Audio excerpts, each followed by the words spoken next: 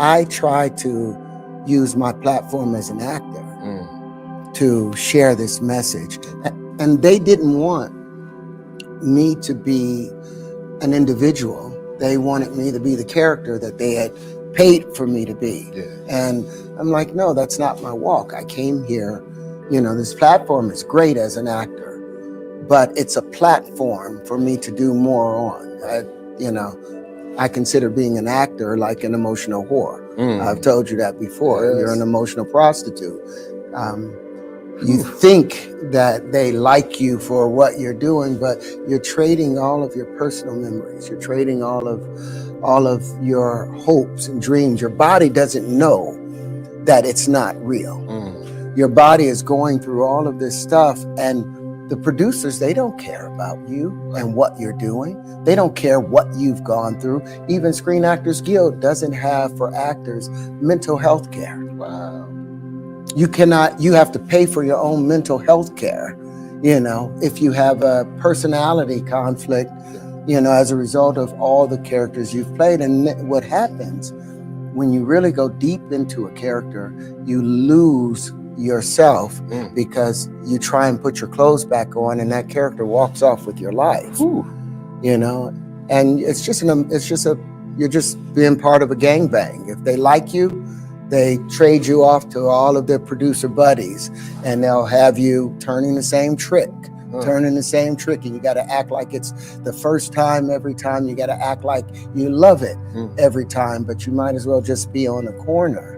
So I didn't want to stay on that platform just as an actor, even though as a child, I thought I wanted to become an actor because my mother loved my little brother, and she wanted him to be an actor. And I thought if I became an actor, I would get her affection. And when she was passing, she told me that, Terry, I always knew you were going to be fine. The reason I had to put so much time into Antonio is because he had asthma and his father wasn't so close to him and all of these things. And that meant a whole lot to me. But once she passed, I realized, wow, I never wanted to be an actor. I never wanted to be up here selling my emotions. And, what did I need to, what did I really want to be? What was I supposed to be? Because if I had followed my course as a scientist from the beginning, my mother wouldn't have passed. Can you talk a little bit more about, that identified purpose as it relates to science? And how have you been able to wed the two, the acting and the science together?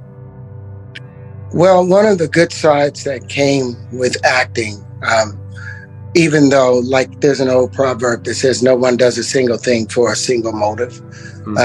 Everyone has multiple motives for each action.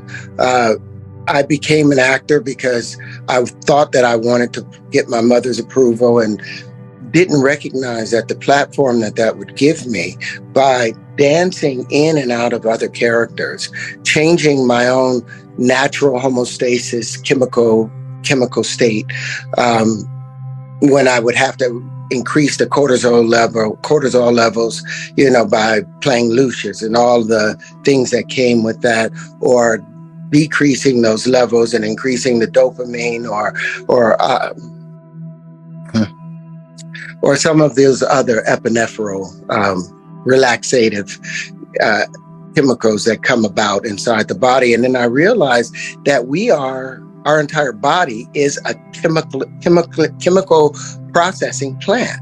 Yes. In our skin cells, what do they produce? They produce a proteins, keratin.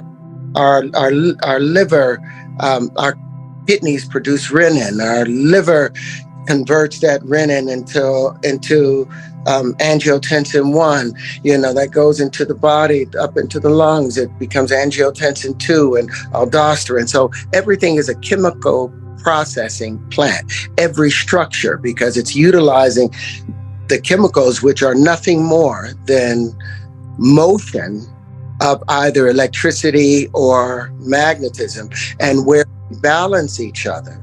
That's all the chemicals are. Everything is just motion. Everything comes from two motions. Electricity isn't electricity. Electricity is the result of a particular motion, of a centripetal motion. And magnetism, it's not a real thing. Magnetism is the effect of centrifugal motion. Mm. All everything is either spinning to the right or spinning to the left, contracting or expanding. And when people can understand that and recognize that, I think Plato once said that life was really about filling up a vessel and pouring the vessel out. All universal function is filling up something and dispelling it. So I want mankind to understand that. I also want mankind to understand that because of the understanding we have, we are responsible for our actions and everything that takes place in our actions. So as becoming an actor, I remember I had a conversation with Lorenz Tate about Old Dog, the character Old Dog that he played in Menace Society. And I said, are you worried at all about people imitating? How many young men might have imitated Old Dog and the lives that may have been lost as a result of it? He said, I think about it a lot, but I'm not responsible for how somebody takes a character that I've played. But I found that I think I am responsible for what I put out on that screen. Mm-hmm. And so it's just balanced, understanding chemistry, understanding changing your emotion. And then I wanted to understand, okay, well, how does that affect and how's that translated in color? How's that translated in shape? How is that translated in the overall cosmogony of everything? Because everything had to be connected. So that's where I kind of crossed those bridges a little bit, if that wasn't too far off.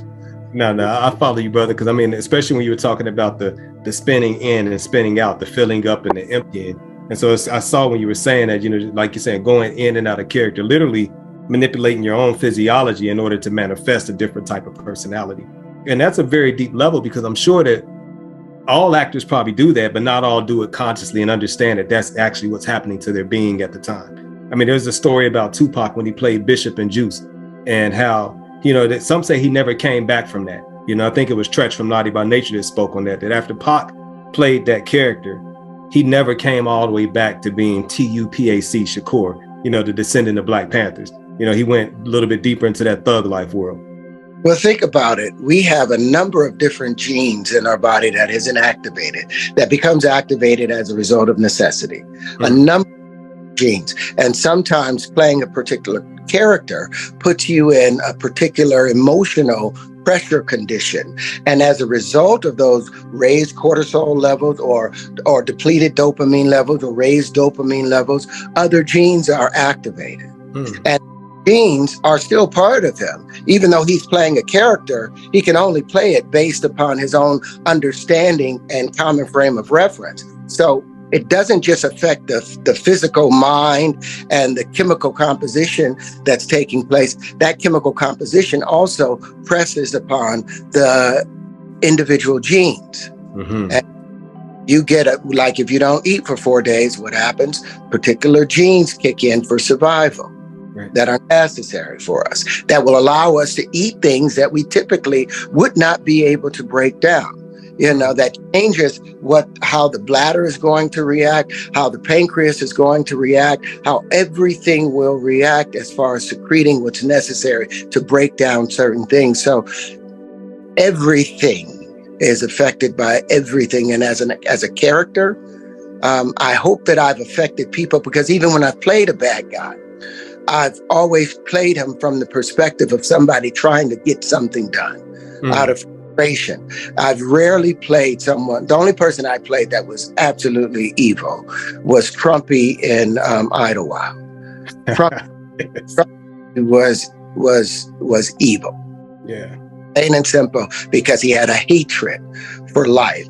Like Doc Holliday, played by Val Kilmer in Tombstone, so who wanted revenge for being born and being live in this existence. And many people out there, many of the people that might watch this, they are angry, for having to be born and put into this situation called life, because they're not recognizing the fact that out of 500 million sperm and a 24-hour blind marathon as a male and a 72-hour to to a 128-hour blind marathon as a female, going from here, the distance from the Earth to the moon, as far as going from the vaginal cavity all the way up to reaching where the egg will reach. That's a distance comparable of going from here to the moon, going 3 or 4 millimeters, a minute at best.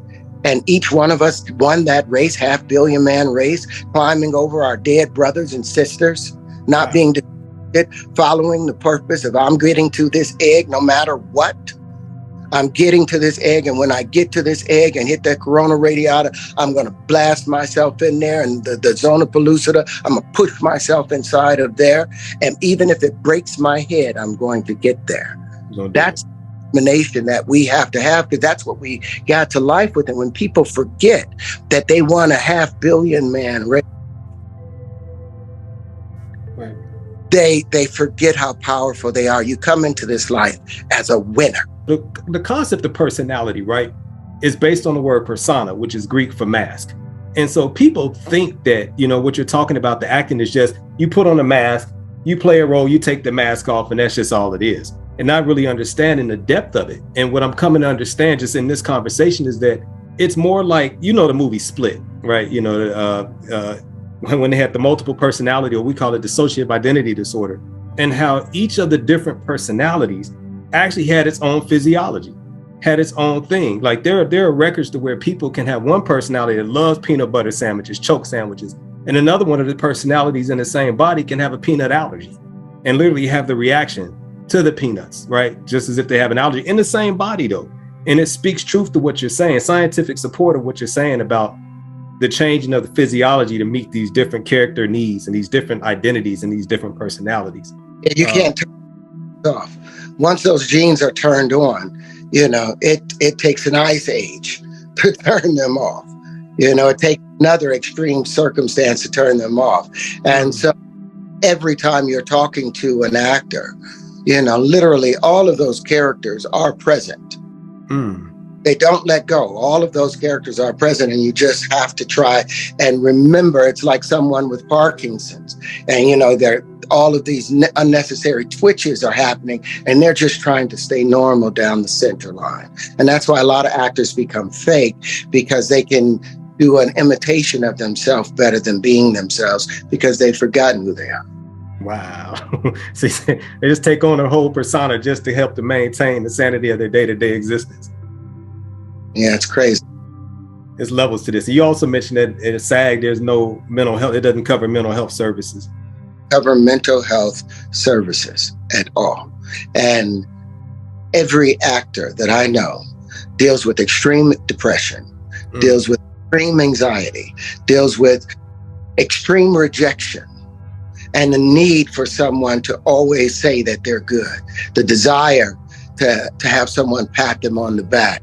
Like when I'm working, when I do something that's really incredible, I don't mind the applause. I don't mind the director patting me on the back. But if I don't want somebody patting me on the back after every scene, saying that was great, because when they don't, here comes the cortisol levels rising, the fear. And you get hooked into that and looking, was that okay? Was that okay? Was that good? And it's like, no, throw that shit away. It's important. Don't allow it to affect you as an actor out there. Don't look for the appraisal of any of these people. What you need to look for as an actor is reaching the greater truth, because the moment that you reach a greater truth in understanding that character, then you can tell that gene to recess and to relax.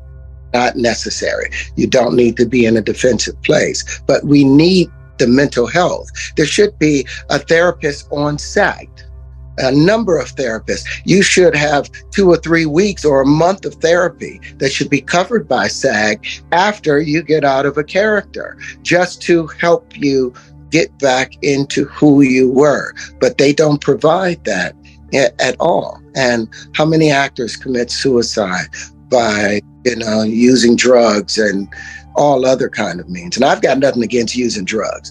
I like watching the tigers or the pumas, the Black Panthers that's down in in South America where they would grab one of those giant millipedes and bite it just enough for it to get neurotoxin.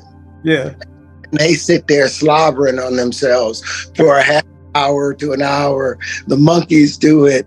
Everything does it. So, to say use food to fuel our system. Sometimes we need other things to fuel our psyche, to way, but it should not be about you just trying to get high or just get by.